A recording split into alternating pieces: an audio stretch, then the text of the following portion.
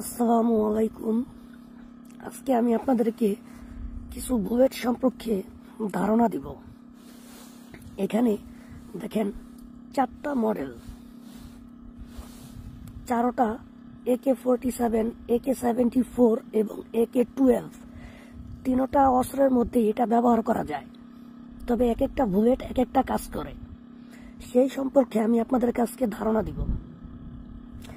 যেটা দেখবেন লাল, এটা হচ্ছে স্বাভাবিক রকমের।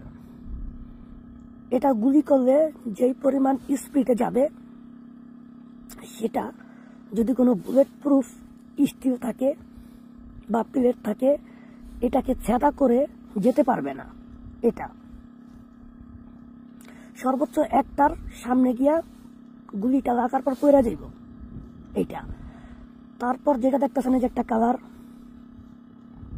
এই কালারটার কাজ এইটার মতনই, সেম, তবে এইটা গুলিটা গিয়া মানে ভাষ্ট হয়ে যাইব।